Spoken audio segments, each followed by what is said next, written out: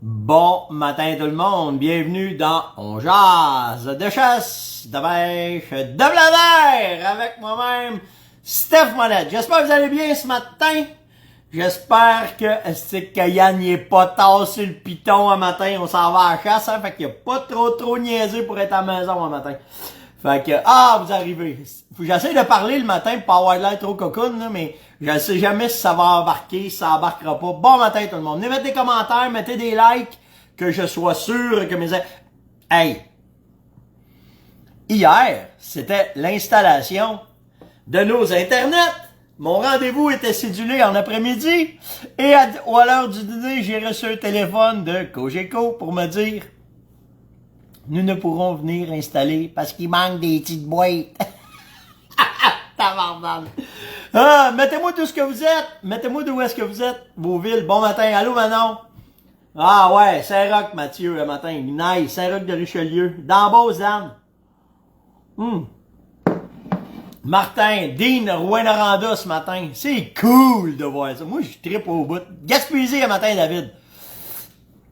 Pierre de Laval, Jean-Marc de l'Abitibi, Hugues Olivier de Berthier, Joliette ce matin, là ça passe trop vite, ça déboule. Merci pour les étoiles, c'est gentil. Je vous le dis, hey, les étoiles c'est nice là, ok? Bon matin, espèce de... Ah mon Dieu, tout frais t'es dispo un matin? Très. Ok, dangereux, hein? Très. Quand on part pour la chasse. Cassez-vous. Fait que, ouais, c'est ça que je voulais vous dire. Je l'ai perdu, je l'ai mangé. Est-ce que Ah oui, merci pour les étoiles, vraiment. Hier, c'était nice. Puis ça, c'est une tape dans le dos, mais mon cadeau un matin. Vraiment, là, quand je trippe ma paye, ok? Ma paye d'être avec vous autres, c'est sûr que vous soyez là tous les matins, c'est vraiment cool, ok? Mais la patente, c'est ça. J'ai pris des notes, là, je voulais juste être sûr de trouver la bonne note.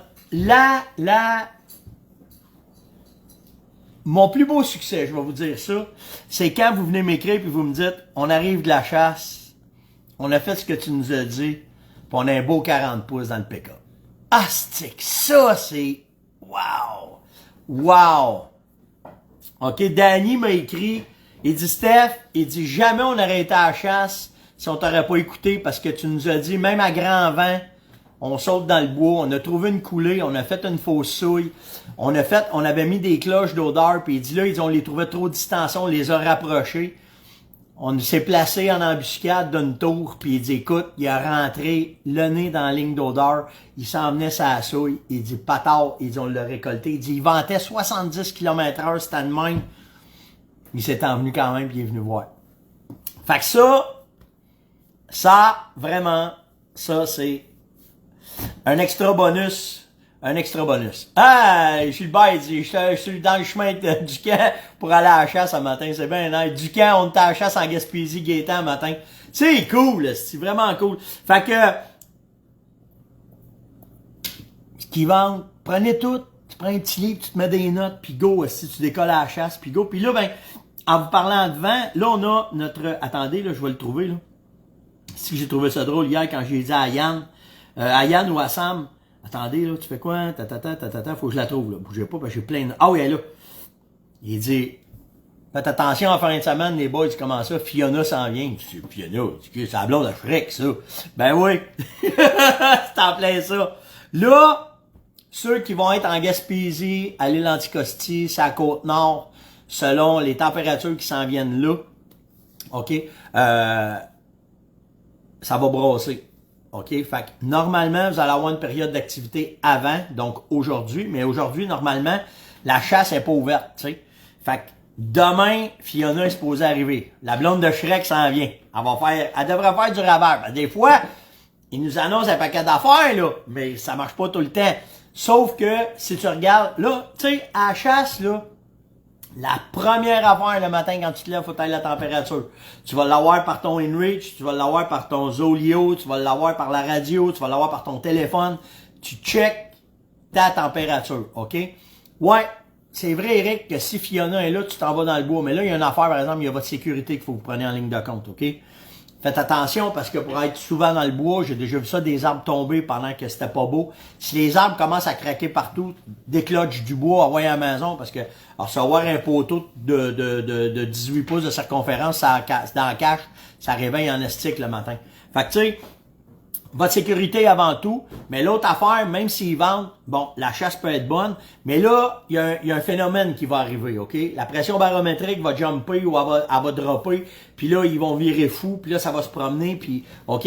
Mais après Fiona, faut que vous soyez dans le bois. Faut que vous trouviez les points de nourriture, ils vont s'en aller là. Ça, là, surtout quand c'est à l'extrême comme ça. OK? Parce que là, ça sera pas qu'un vent, OK? Fait que là, profitez de ça. Profitez de Fiona qui s'en vient en fin de semaine. Tu sais, c'est l'ouverture, la majorité des zones au Québec rouvrent pour l'Orignal, là. OK? Fait que là, profitez de ça. Tu vas préparer tes odeurs, tu vas faire tes affaires. Puis si demain, ça brasse trop, va te placer d'une place tranquille. Ouais, c'est correct, Yann. Laisse le mur fermé, par exemple. Placez vos affaires, restez sécuritaire, mais quand Fiona va partir, soyez là. OK? Parce que après le mauvais temps, le beau temps, OK, mais c'est important. Faites, vérifiez ça. C'est vraiment, ça devrait être vraiment malade. Nous autres, demain, bon, on va espérer que Fiona passe assez sec parce qu'on va être au canard. Les canards vont avoir de la misère, ils ne seront pas au large. Ils vont rentrer dans nos marais, fait que ça devrait être pas pire. On espère ça au canard. Pour le gros gibier, faites attention aux arbres, soyez prudents.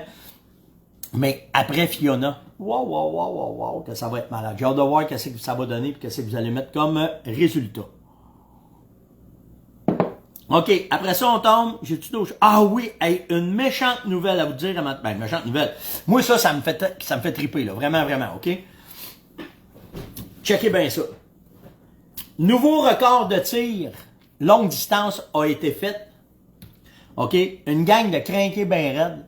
Vraiment, là, pour que tu fasses ça, il faut être crinqué, mais checkez bien. Ce que je trouve intéressant, c'est que les gars, ils ont dit, comment est-ce qu'ils ont fait pour faire ce tir-là? Un tir avec une .416 Barnett, un boulet de 422 grains. Ça a pris 24,5 secondes avant que la boulette touche la cible de 7774 verges. 7 km. 4,4 000. Bah! Ça se fait de même. Mais regardez bien, par exemple. Regardez bien. Pour faire un tir comme ça, regardez bien le travail. Ça a pris 69 coups pour attraper la cible. La cible, elle avait 10 pieds de large par 7 pieds de long. OK?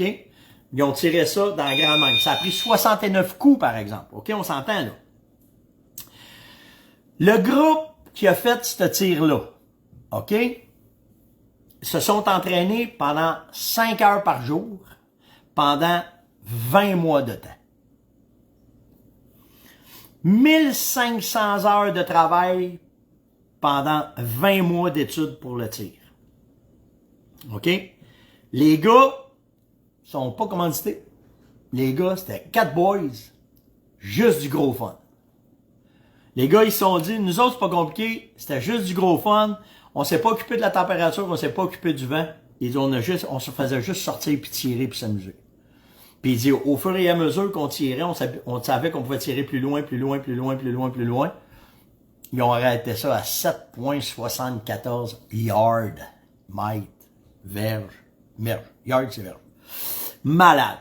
Fait que tu sais, mais ce qui est nice, c'est qu'ils laissent pas passer le fait de dire qu'ils ont fait ça en un coup. Ça a pris 69 coups la journée qu'ils ont décidé de faire ça. Une cible qui avait 10 pieds par 7 pieds.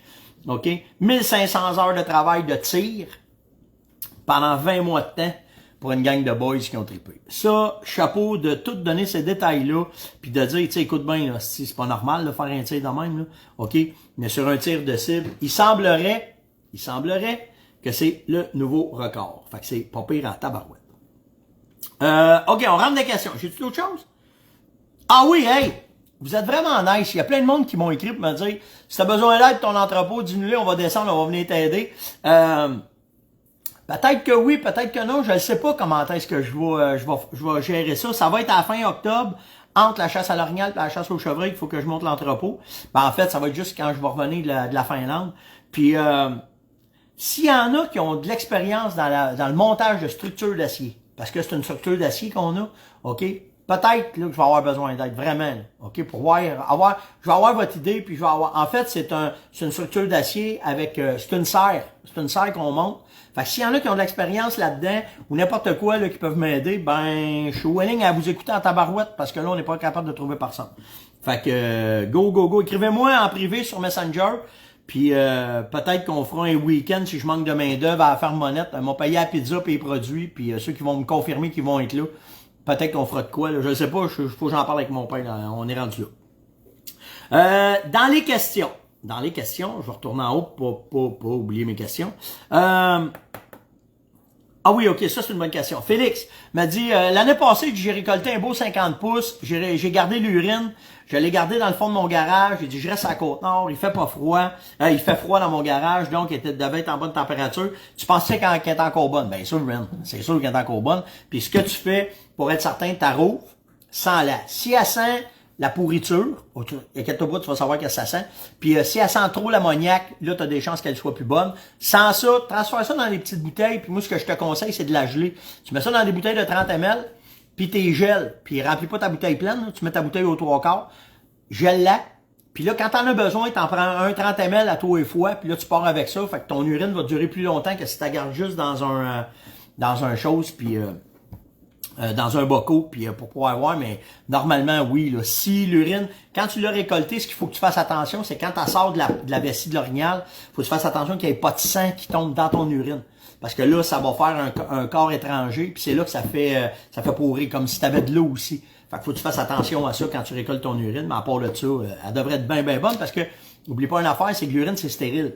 Quand tu apprends directement de dedans la vessie, si tu contamines pas, ton contenant est propre, tout le kit, c'est stérile, ça se garde. C'est sûr, si t'as fait bouillir, c'est pas pareil, tu sais, si t'as garde une température qui n'a pas de bon sens.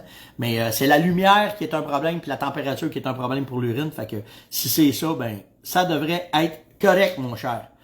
Hey, je me dois de vous faire des excuses, vraiment. Puis je voulais pas frustrer personne. Puis j'ai fait je suis bien plate d'avoir fait ça. Fait que je m'excuse à ceux qui me demandent les informations en privé sur les documents que j'ai sur les orignaux. OK? Puis j'ai pas fait ça pour vous faire chier, vraiment pas. La raison pourquoi j'ai fait ça, c'est parce que moi je trouvais intéressant de vous dire que tu sais, des fois je dis des niaiseries là, mais il y a d'autres fois que je suis sérieux dans ce que je fais. Puis surtout quand c'est dans la chasse, j'essaie d'aller chercher des informations qui sont des bonnes informations. Puis les documents que j'ai des biologistes, c'est pas que je veux pas vous les donner. C'est que si je commence à donner ça à n'importe qui, moi, ça me sert énormément pour mes recherches pour la compagnie. Là, c'est un côté business. Puis ces informations-là, moi, j'ai été chanceux. C'est un gars, un moment donné, à telle place, à tout, je vous évite les détails. Mais c'est un gars qui m'a donné cette information-là. On les a fait venir, on a travaillé, puis là, on travaille régulièrement avec ces informations-là pour faire avancer nos recherches quand on fait des produits. Puis c'est pas pour faire chier personne, parce qu'il y en a qui m'ont écrit en disant « Hey, on aimerait ça l'avoir », puis quand je leur réponds, si je sentais qu'il y avait une certaine frustration, puis s'il y en a, fait que c'est vraiment pas pour faire chier personne que j'ai fait ça, c'est vraiment pour vous donner l'information que quand j'essaye de vous donner de l'info, j'essaye de chercher la bonne documentation. Puis non, je veux pas être plate, là, mais je me garde une couple de petits secrets une fois de temps en temps, puis ça, c'en est un de mes secrets. Fait que, excusez-moi si j'en ai, j'ai froissé. J'ai senti qu'il y en avait une couple qui était froissée, puis je voulais mettre ça au clair avec vous autres un matin. Astic, j'ai pas marqué son nom. Hey, je m'excuse, il va se reconnaître un matin, là. J'ai quelqu'un qui m'a écrit me disant « Hey, Steph, j'ai trouvé des raisins sur mon territoire de chasse. Les chevreuils, ils aiment ça en tabarouette. Penses-tu que c'est une bonne affaire? » Profite de ça, man. Profite de ça, vraiment profite de ça, parce que à la chasse, là, c'est tout le temps une opportunité que tu vas trouver qui peut amener des gibiers à de la bouffe. OK? Exemple, un bûcher. C'est une opportunité, ça, pour les gibiers. OK? Fait que si toi, c'est ton territoire, puis si je me souviens bien, il m'a dit, il y a 200-300 grammes de raisin. Si t'as pas d'ours là-dedans, là, le chevreuil va rentrer là-dedans, c'est sûr, à un moment donné. C'est sucré, c'est bon, puis il est opportuniste. Fait que profite de ça, puis quand on s'est parlé, tu m'as pas dit si tu avais une caméra de surveillance, mais pourquoi je vous parle de ça un matin, c'est que profitez de ça. Quand vous trouvez un pommier sauvage, quand vous trouvez des raisins, tu sais, on va dire des champs de blé d'Inde, des champs de luzerne, tu sais, c'est toutes des affaires qui sont vraiment, c'est des aimants à chevreuil, puis profitez de ça. Puis, tu sais, je me souviens, à un moment donné, on chassait en Pennsylvanie, puis à un moment donné, j'ai un de mes chums qui dit « Hey, j'ai trouvé 4 ou 5 pommiers sauvages en plein bois, qu'est-ce que t'en penses? » On va voir ça. Ah, quelle place! C'était une ancienne ferme que avait été abandonnée. Ouais, les poires, c'est excellent aussi, ils les mangent chez mon père, là. Puis là, quand je suis arrivé là, tout avait poussé, c'était rendu avec des épinettes grosses de même, puis il y avait des pins gros de même, mais les pommiers, ils étaient dans un rond. Un rond d'à peu près, je vous dirais, 50 mètres de circonférence. Il y avait 4-5 pommiers là-dedans, c'était tout entouré de bois. Le chevreuil qui rentrait dedans, c'était hallucinant. Je capotais. On a récolté à cette place-là, on avait des stands de placés au bon vent, puis on n'allait pas chasser tout le temps dedans, puis un matin, on disait, on tirait cette place-là, puis il nous fasse, qui y va un matin, puis c'était sûr, quand tu t'en rassois là, tu craquais ton arc, c'était sûr et certain. Fait que, tu sais, profitez de ces avantages-là, un chêne, 4-5 chênes, tu sais, votre job de prospection, là, c'est ça, là, faut que tu trouves. Puis tu sais, la bouffe, là, c'est ce qui dirige tout. Tout. La bouffe, le sexe. C'est ça qui dirige tout. Fait que utilisez-les, mais quand tu as un avantage comme ça, comme là, c'est vraiment unique, des raisins, ben go, go, go. Ils sont opportunistes, ces chevreuils, puis tu vas, puis tu t'amuses en maudit. Vincent me demande, quelle sorte d'essence d'arbre tu priorises pour faire tes faux grattages, faire tes faux frottages? Gabin, tu vas marcher en plein bois, là. OK? Là, tu t'en viens. Moi, ça fait ça, là. Imaginez ça, là, c'est comme un film, OK? Tu marches, t'es dans une forêt de feuillus, mettons. T'es sur une transition, tu marches.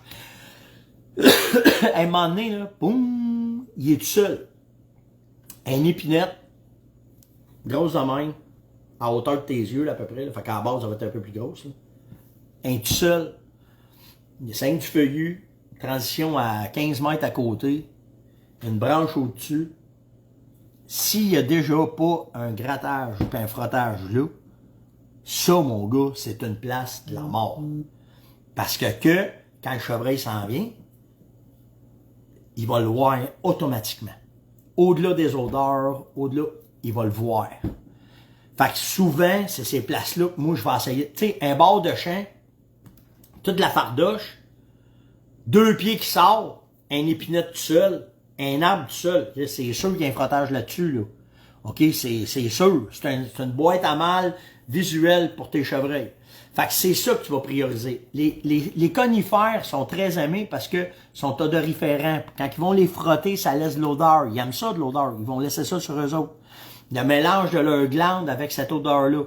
T'sais, ça veut pas dire qu'ils frotteront pas sur un érable, qu'ils frotteront pas sur un bouleau, qu'ils frotteront pas sur un merisier, ça veut pas ça veut dire. Mais ils vont s'en aller souvent ces bois mous, plus facile à scraper. Si on est ça, ils vont scraper des arbres durs. Mais, préconise souvent les conifères, puis si t'es capable de trouver un conifère offset de la patente, un tout seul, là, tu vas avoir du fun. Vraiment, tu vas avoir du fun. Fait que, j'espère que ça répond à ta question, Vincent. Ah, André, ça c'est une question qui revient souvent. Tu fais quoi quand t'es dans ta cache, la brunante arrive, puis là, brrr, t'as un paquet de chevreuils qui arrive, puis là, y a rien que tu peux tirer, mais là, dans la noirceur pointe, t'as plus le droit de chasser, faut que tu sortes, qu'est-ce que tu fais? Ben, moi, il y a un call que je fais qui est excellent pour ça, puis c'est intimidant, ça les rend ses nerfs, puis ils s'en vont bien souvent. C'est le sneeze, OK? C'est le fameux, là. T'as ça dans un call, là. Juste ça. Pouf! Pourquoi? Parce que c'est un call que quand un boc rentre, il va intimider tout le monde. Il va faire ça pour intimider un autre boc.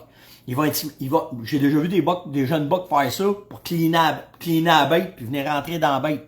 Pour avoir la bête pour lui tout seul. Mais quand que ça fait ça, c'est parce que c'est un boc qui est assez dominant puis qui veut ramasser la place. Tchou, ça part. Quand ça part, tu fais ça, là, tu te prépares, là. Ton backsack, tu fais tes affaires, tu prépares ta lampe de poche. Ben, ta carabine, t'es toute prête, là. Là, tu regardes, ils sont encore là. Et ça part. Tu descends, tu t'en vas. That's it. Juste ça. Tu brûleras pas ta place, puis ça va bien aller, puis ça va être nice. OK? Pourquoi il dit ça, lui? Ah, je suis gelé. Ah, t'es-tu sérieux? Allô? Ah, je vois plus rien en plus. Allô? Mettez-moi des thumbs up. Tanné, Steph, de ça? Un petit peu, un petit peu, un petit peu. Mettez-moi des thumbs up, je vous vois plus, là. Inquiétez-vous pas, là, ceux qui me repognent en différé, Facebook recolle tout ça. C'est bien fait, les internets pour ça, là. Bon, on est capable d'aller sur la lune, mais des fois, on n'est pas capable de se parler. Astique que je capote. Ça vient de revenir. Quelle quantité tu préconises d'urine sur un territoire? Ben, moi, c'est pas compliqué. L'urine naturelle, je me sers de ça pour faire des souilles. Le 0,33, je me sers de ça pour vaporiser dans les airs. Le synthétique, la quantité, ben, ça va être un 250 ml d'une souille. Le 0,33, mettons, je le cache puis je le vaporise. Ben, ça va être vaporisé aux 5-10 minutes pour laisser de l'odeur. Merci, là, oui, je vous vois, là, c'est revenu pour laisser de l'odeur. Le synthétique, c'est divisé par 10. Tu vas laisser 3 sprays, ça tient en masse. Orignac dans une souille, 5 sprays, ça tient en masse.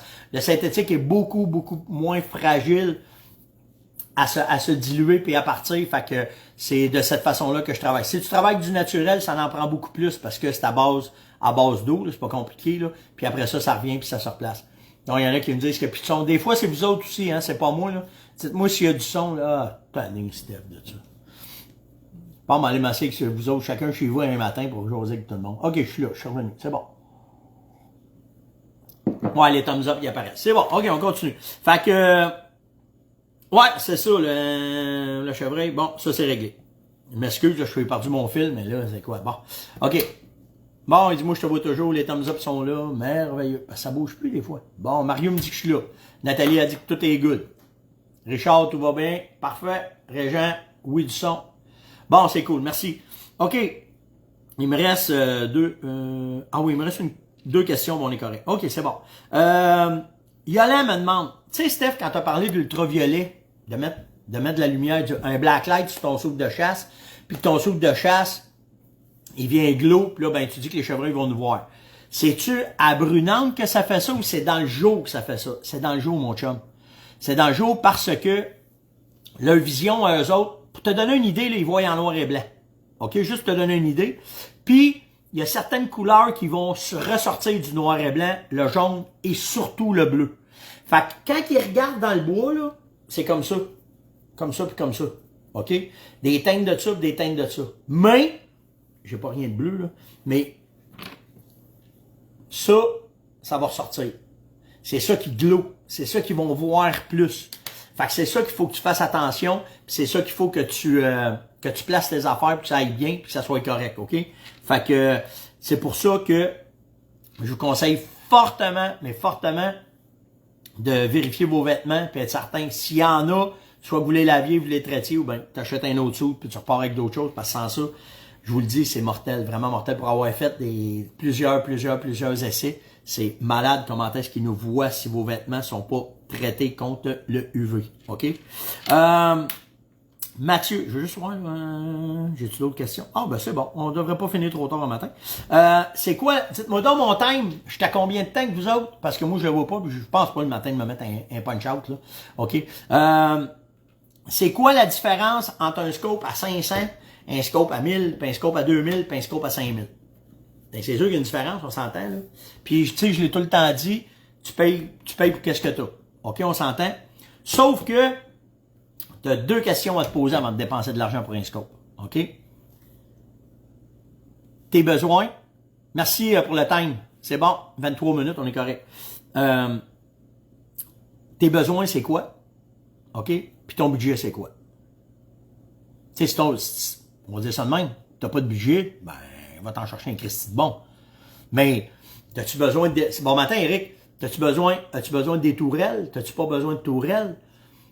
Si tu veux investir dans quoi... Tu sais, oublie pas une affaire, là, ton scope, là, c'est plus important que ta carabine, quasiment. Ben, pas quasiment, c'est ça.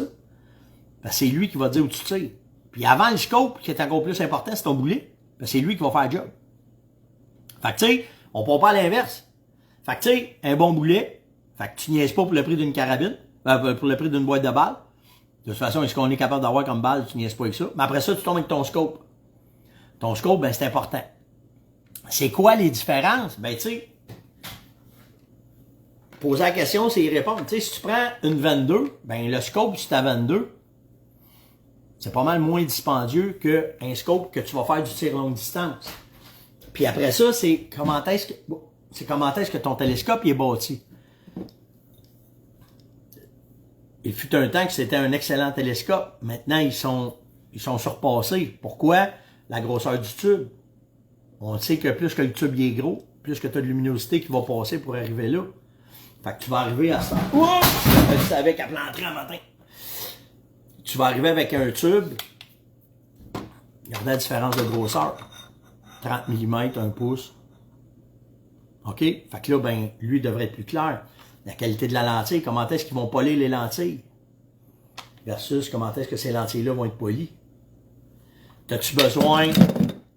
Qu'est-ce que tu as besoin comme réticule? La qualité de ton télescope.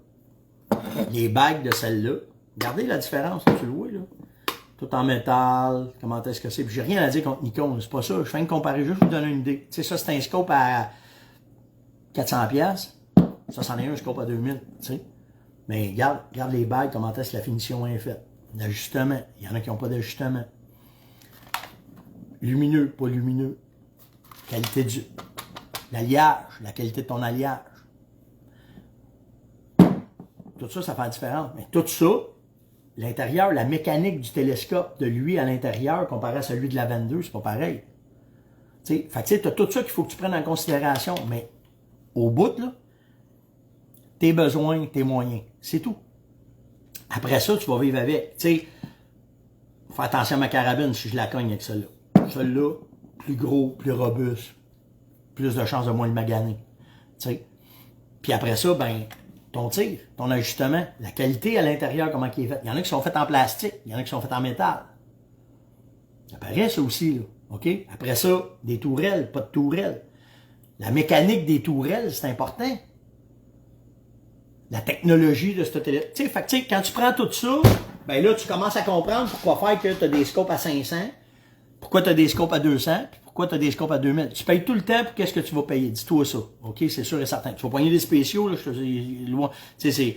Mais, puis tu sais, si tu chasses d'une cache, après ça, ben, tu vas... Tu sais, si tu veux investir pas mal, puis tu vas aller chercher de quoi, ben, tu sais, ça n'a pas rapport avec le prix, ça. Je pense pas, mais souvent oui, parce que la façon que le scope va se rapprocher de 2 jusqu'à 16, c'est une autre technologie.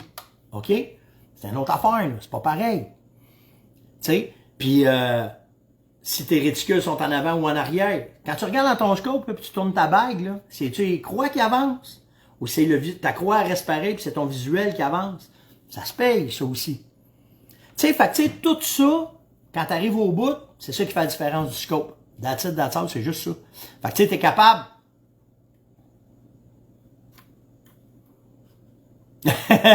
On va en reparler de mes armes après. Mais tu sais, après ça, ben là, c'est là que t'es capable de voir. Mais tu sais, cassez-vous pas la tête, là. Chaque pièce que tu dépenses, faut que tu en ailles pour un maximum de rendement. Fait que c'est ça qu'il faut que tu regardes, puis c'est ça qu'il faut que tu ailles voir. Mais à base, c'est tout le temps la même affaire. Tes besoins, tes moyens. That's it. That's it, that's it. Après, ben, tu t'ajustes, tu sais. Mais,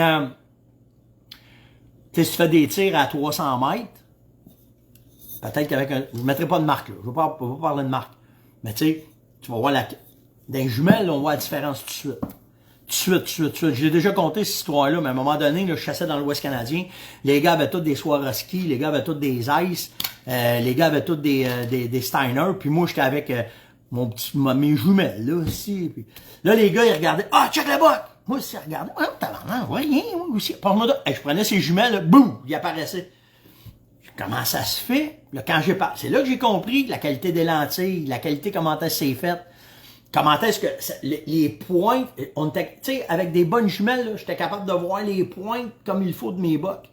Ça n'a pas été bien long que j'ai investi parce que pour moi, c'était important, c'était mes besoins à moi, ça. Yann, à côté de moi, sans sac, si le chevreuil est là, il y a un rack sur la tête. Ah ouais, papa, je le tire. C'est correct, gars.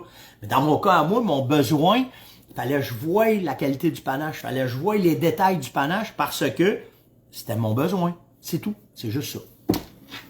Alors, j'espère que ça répond à ta question, Mathieu, vraiment. Likez, partagez, invitez et surtout commentez. Merci vraiment des commentaires, vous êtes vraiment nice. C'est une claque dans le dos, je le dirai jamais assez, puis je me gênerai pas, même si vous me trouvez fatigant, s'il est tombé mon mot de monette, non. Merci beaucoup à tout le monde, des commentaires, du plaisir que j'ai avec vous autres, des échanges que j'ai avec vous autres, c'est malade. Je t'apprends à me demander, bon, c'est ça, j'ai du fun. J'ai vraiment du fun avec vous autres, fait que j'espère. Qu'est-ce que l'on fait des odeurs des dessus de bras? Y a-t-il des... Ben oui, certains, Michel. C'est bien important. T'as une sorte de désodorisant. La Phéromonette en fait un, là. Mais il y en a un autre, là. OK? Ça s'appelle Cristal. Tu vas trouver ça dans les pharmacies. OK? C'est vraiment nice. Tu vas trouver, il y en a des magasins de chasse et pêche aussi, là, des désodos. Mais Cristal, ça n'a aucune odeur. Ça coule pas. C'est une roche. Tu fais mettre, c'est une roche de cristaux. Tu mets un peu d'eau dessus, tu passes en tout, fini, tu sentiras plus rien. C'est vraiment, vraiment efficace, c'est vraiment nice. Puis c'est mon backup, puis c'est ça que j'utilise souvent. Fait que c'est vraiment de quoi nice. Merci tout le monde. Passez une excellente journée. Nous autres, on pack. On s'en va au canard. Demain, je suis pas sûr de être de bonne heure avec vous autres. Là. Je vais peut-être vous faire un petit live de là-bas. Je ne sais pas comment ça va rentrer. Demain matin, je m'en vais à la chasse. Puis même que je sors du canard, on va vous refaire le live. On va vous parler de là. Si ça rentre, sinon, je vais vous faire une vidéo comme je fais quand je suis à la chasse. Puis demain puis dimanche, là, des bonnes chances que je ne ferai pas ben de bonne heure avec vous autres parce qu'on va être déjà assis les fesses dans un trou de bouette après tirer, après des moineaux à plumes. Puis l'autre semaine, on s'en va à l'Orignal. Fait que likez, partagez, invitez, commentez, venez me poser des questions, ça me fait plaisir. Puis on se voit demain. Ciao tout le monde!